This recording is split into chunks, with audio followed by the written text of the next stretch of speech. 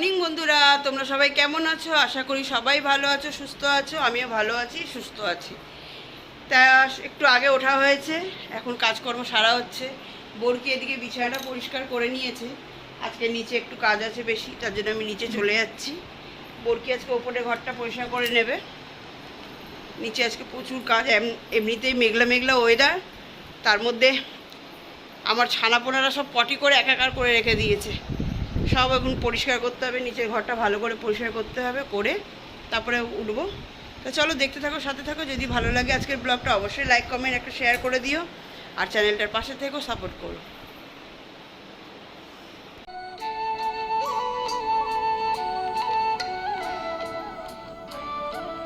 আর সোফাটার উপরে কী হয়েছে বলতো, সোফাটার উপরে বিড়ালগুলো পটি করে ফেলেছে। কালকে একবার করেছে, সেই চাদরটাকে পাল্টালাম, কাচলাম। আবার আজকে করেছে, আবার পাল্টালাম। আবার আজকে চাদর একটা পাতলাম। মানে বাচ্চা বাচ্চা বিড়ালগুলো না, ওরা ঘরের মধ্যে খেয়ে ঘরের মধ্যেই যখন তখন পটি করে ফেলছে। এগুলো নিয়ে একটুখানি মানে সবাই একটু অসন্তুষ্ট হচ্ছে, কিন্তু কি করলো বলো, ওরা অভূত প্রাণী, ওরা তো অত বোঝে না। কিন্তু কষ্ট হয়, আর বিড়ালদের পটিতে ভীষণ গন্ধ। তাই এই জায়গাটা একটু পরিষ্কার করে নেবো, কেন গুঁড়োটা থাকে এখানে, ওরও একটু কষ্ট হয়।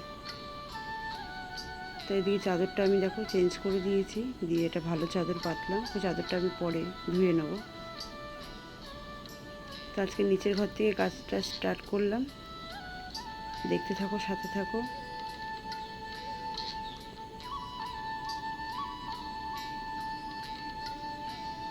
আর এইদিকে ছুটকির বেরানোর সময় হয়ে গেছে, জানো তো, ওর ক্লাসে যাওয়ার সময় হয়ে গেছে।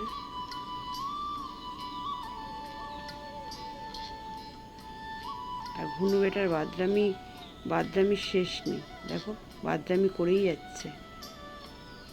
আমাকে দেখলে না পাগল হয়ে যায়। আমি ঘরে এসে যখন কাজকর্ম করবো পাগলের মতন এরকম করতে থাকে।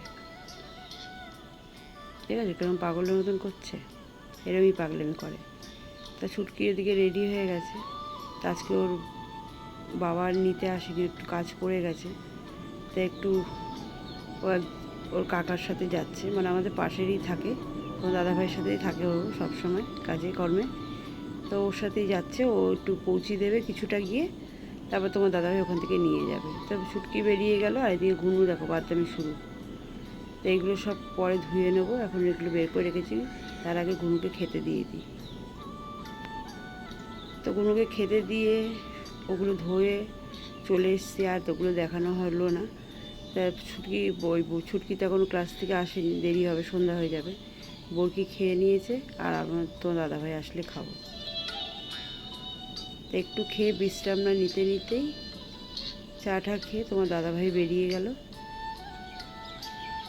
ও বেরিয়ে যাওয়ার পরে তারপরে কিছু কাজ আছে, সেগুলো সারবো। তাছাড়া সারাটা দিনে ভিডিও সেরকমভাবে করতে পারিনি, যা করেছি। তো এদিকে চোখো, আমার মিনিশোনা শুয়ে আছে, আর মা বসে আছে। আর কে এসছে দেখো, আমার দাদার মেয়েটা একটু গল্প করছে। তো ওরা দুজন মিলে গল্প করুক, আমি আমার কাজ করব। তো ওরা গল্প করছে কলেজে ভর্তি হওয়া নিয়েই। বর্গির আজকে কলেজের লিস্টে নাম উঠেছে, কাল পরশু হয়তো ওর ভর্তি। তো ওরা ওদিকে গল্প করছে, আমি বললাম তোরা ড্রয়িং রুমে গিয়ে গল্প কর, আমি আমার কাজ করি। কেন সন্ধে গড়িয়ে গিয়ে রাত হয়ে যাচ্ছে। তো এদিকে বিছানা টিছানা ঝেড়ে সব পেতে দেবো, দিয়ে তারপরে নিচে যাব। তা এখন বেশি সময় হয়নি, ওই 8:30 মতন বাজে। তাই বিছানা টিছানা ঝেড়ে তারপরে নিচে যাব। তো সন্ধ্যাবেলা তো অনেক কাজই থাকে, সেগুলো তোমাদের সাথে শেয়ার করা হয় না। তা সন্ধ্যাবেলাও বিছানা টিছানা ঝেড়ে ঘর ঝাড় দিয়ে মুছি আমি, এগুলো রোজেরই ব্যাপার। কেন সবসময় ঘরের মধ্যে এক ঘর এক দলের মধ্যে থাকা হয়, একটু পরিষ্কার করে না রাখলে কেমন একটা লাগে। তা মেয়েদের বিছানা টিছানা ঝেড়ে সব রেডি করে দেবো, দিয়ে তারপরে নিচে যাই। তোমাদের সাথে আজকে একটা সুন্দর রেসিপি শেয়ার করব। তো চলো, তা রেসিপির কথাটা তোমাদের বলে দিই। আজকে ডিমের একটা রেসিপি করব। যদি ভালো লাগে অবশ্যই লাইক কমেন্ট শেয়ার করো, আর কার কার রেসিপিটা ভালো লেগেছে অবশ্যই কমেন্ট করে জানিও। তো চলো দেখতে থাকো, সাথে থাকো। তো দেখলে ওপরে কাজ টাজ করে এসে নিচে কটা বোতল ছিল, সেই বোতলগুলো একটু ভরে নেবো, দিয়ে ফ্রিজে ঢুকিয়ে দেবো।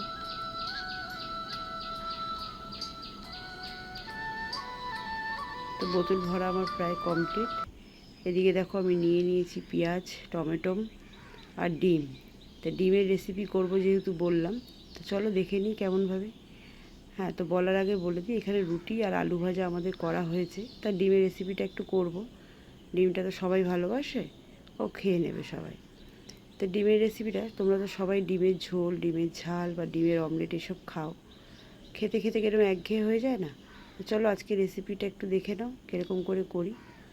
তো এইভাবে একটু ডিমের ঝাল করলে বা ডিমের কারি বলো বা ঝাল বলো, এইভাবে করলে আমি মনে হয় খেতে খুব সুস্বাদু হয়, আর ভাত রুটি যেটা দিয়েই খাবে খুব ভালো হবে।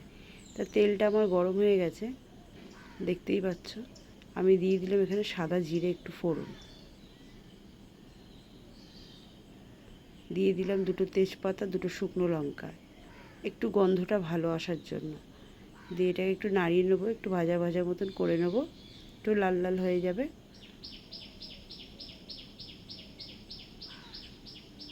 তারপরে এখানে পেঁয়াজ টমেটো কুচি কাটা আছে, দিয়ে দিলাম পেঁয়াজ কুচিটা।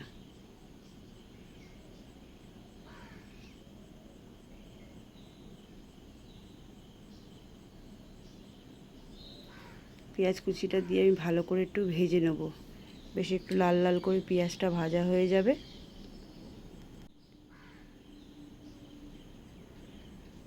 পেঁয়াজটাকে এরকম কুচি কুচি করে কেটে নিলে ভালো হয়। তো দেখো পেঁয়াজটা আমার বেশ লাল লাল করে ভাজা হয়ে গেছে। তারপরে আমি এর মধ্যে দিয়ে দেবো টমেটো কুচি আর আদা রসুন বাটাটা। যেমনভাবে ডিমেতে মশলা দেওয়া হয় সেটাই দেবো, কিন্তু একটু অন্যরকম রান্নাটা হবে। তোমরা দেখতে থাকো, সাথে থাকো। আমি দিয়ে দিলাম আদা রসুন বাটা, টমেটোটা দিয়ে দেখো একটু ভাজা ভাজা মতন করে নিলাম। তারপরে দিয়ে দিলাম হলুদ গুঁড়ো,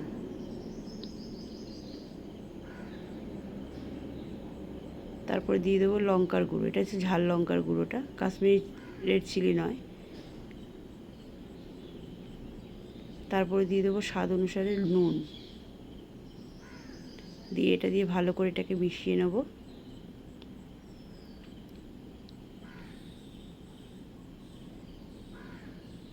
দিয়ে দিলাম একটু কাশ্মীরি লঙ্কার গুঁড়ো, একটু কালারের জন্য, বেশি ছিল না, অল্প একটু ছিল, সেটাই দিয়ে দিলাম। দিয়ে ভালো করে দেখো ভাজা ভাজা মতন করে নিলাম। এরকম করে ডিমের কারি খেতে না, গরম ভাতের সাথে হোক কি রুটির সাথে হোক কি পরোটার সাথে হোক ভালোই লাগে, খারাপ লাগে না। তো দেখো দিয়ে দিলাম একটু জল, দিয়ে নাড়িয়ে নিলাম। দিয়ে দেখো আমার মশলাটা পুরো একদম ভাজা ভাজা বেশ ভালো হয়ে গেছে। কালারটা একটু রান্নাঘরে লাইটটা একটু অন্যরকম দেখায় বলে তাই জন্য কালারটা হয়তো সেরকমভাবে বুঝতে পারছে না, কিন্তু কালারটা খুব সুন্দর এসেছে। তা আমার সব কিছু কষানো হয়ে যাওয়ার পরে আমি দিয়ে দিলাম পরিমাণ মতন জল। এইবার হচ্ছে মেন পদ্ধতিটা, ডিমের যে কারিটা কী স্পেশালটা কী সেটা তোমাদের দেখানোর জন্য। ডিমটাকে দেখো আমি একটু বাটিতে, যেহেতু বাটিতে ফাটিয়ে নিয়েছি, কেন এক হাতে ক্যামেরাটা ধরে আছি, তা প্রথমটা এইভাবে দেখিয়ে দিলাম। এইভাবে ডিমটাকে দিয়ে দিতে হবে ওই ঝালের উপর দিয়ে। তা আমি এখানে মোটামুটি 5টা ডিম ব্যবহার করেছি। একটু ছড়ানো জায়গা হলে জিনিসটা করতে সুবিধা হয়। তো এইভাবে আমি ডিমগুলোকে এক এক করে দিয়ে দেবো।